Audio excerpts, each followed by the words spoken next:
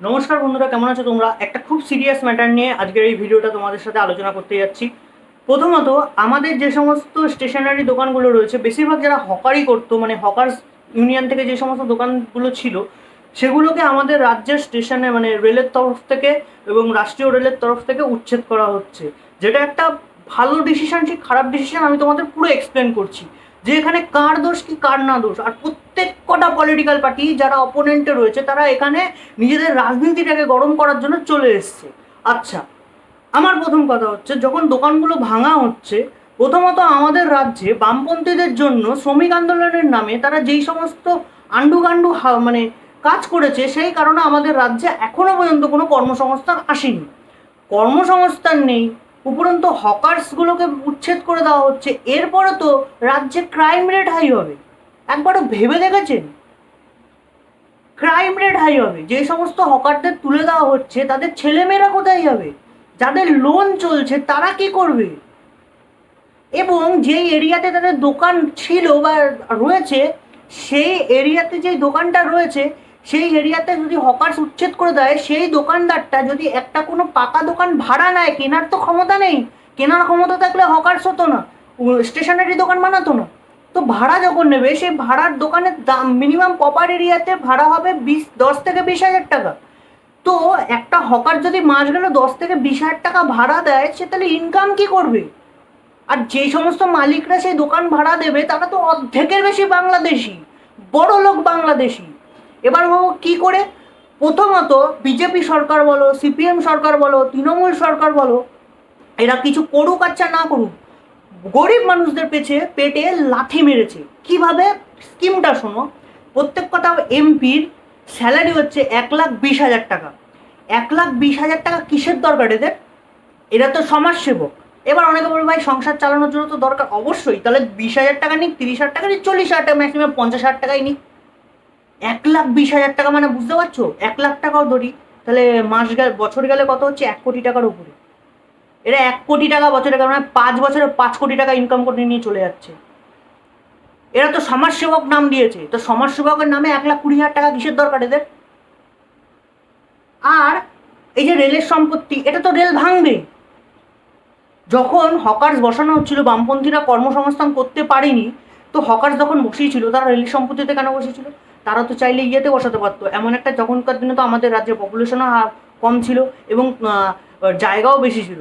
তো এমন একটা জায়গায় বসাতো, ওই এরিয়ার মধ্যেই, যেই জায়গাতে না রেলের অধিকার রয়েছে না কোনো ইয়ের অধিকার রয়েছে, সেইখানে যাতে বসাতো। এখন যদি একটা স্টেশনে 250খানা হকার থাকে বাজার মিলিয়ে, তো এমন একটা 10-20 বা 50 কাঠা বা 25 কাঠা জায়গার মধ্যে যদি বাজার বানাতো, যেটা যেটা রেলের সম্পত্তি না, তাহলে কি হতো?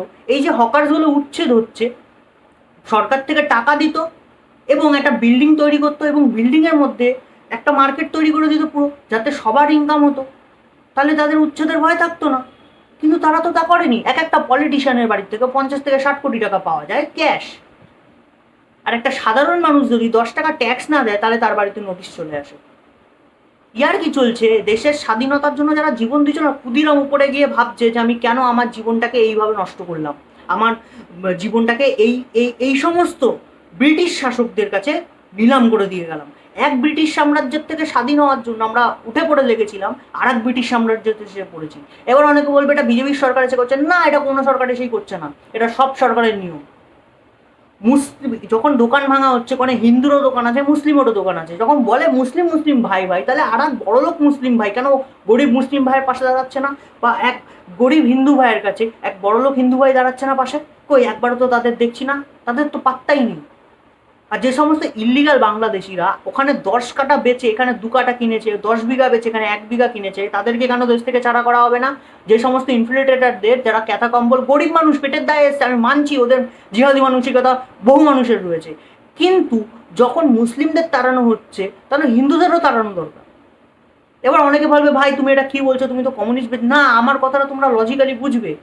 দেশের রিসোর্সেস দেশের মানুষের আগে সবার। সিএ এর জন্য হিন্দুদের অ্যাপ্লাই করছে, আমি জানি বাংলাদেশে হিন্দুদের উপর অত্যাচার করছে, আমি কিন্তু ডিনাই করছি না।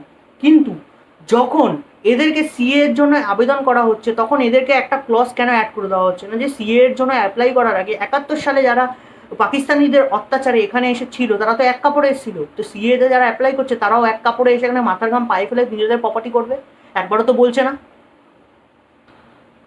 এটাই হচ্ছে ব্যাপার, এটাই হচ্ছে পলিটিক্স। আমার নিজের রিলেটিভের মধ্যে একজন রয়েছে, নাম বলবো না, নিজের রিলেটিভ, তার বাংলাদেশে ভেরি রয়েছে। ওই ভেরি বেচে এখানে জামাইয়ের নামে বনগাঁতে 2 কাঠা জমি কিনে বাড়ি করে সে ওখানে রয়েছে, সিএ এর জন্য অ্যাপ্লাই করেছে। কেন হবে?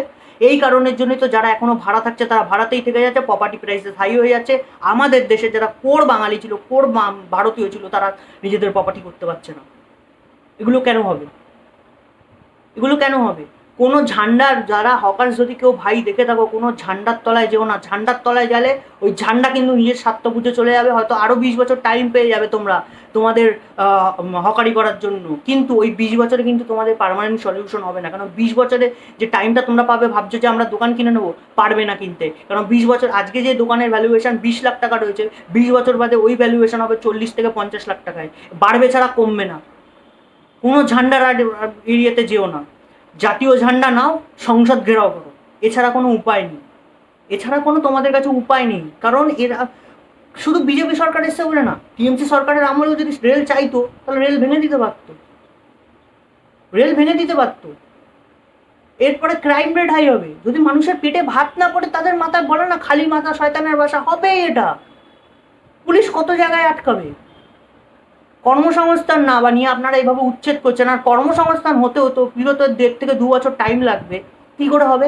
র্যাপিডো, যারা সাধারণ আমরা শিক্ষিত, আমার বন্ধু বান্ধবের মধ্যে কত লোকে র্যাপিডো চালায়, জোম্যাটোতে কাজ করে, ফ্লিপকার্টে কাজ করে, অ্যামাজনে কাজ করে, তাদের দেখলে মায়া লাগে।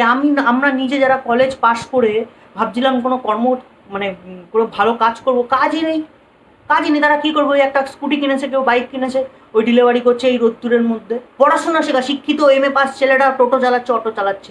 লজ্জা থাকা দরকার এই পলিটিশিয়ানদের। এগুলোকে এক একটাকে ধরে না চাপকানো দরকার।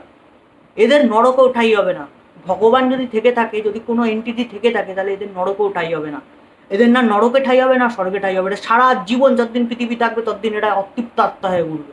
কারণ সাধারণ মানুষকে তোমরা যেভাবে হেনস্থা করছো, প্রত্যেক কটা পলিটিক্যাল পার্টি, আমি কাউকে টার্গেট করে বলছো, প্রত্যেক কটা পলিটিক্যাল পার্টি, সব কটা পলিটিক্যাল পার্টি বিজেপি করছে বলে সিপিএম, তৃণমূল, কংগ্রেসের আন্দোলনে নামছে। এবার যখন সিপিএম এর আমলে যখন এগুলো যদি হতো, তাহলে বিজেপি আন্দোলনে নামতো। সবাই নিজের রাজনৈতিক রুটি শেখার জন্য আসে। লজ্জা করে না আপনাদের? আপনারা মানুষের নামে অযোগ্য অযোগ্য অযোগ্য।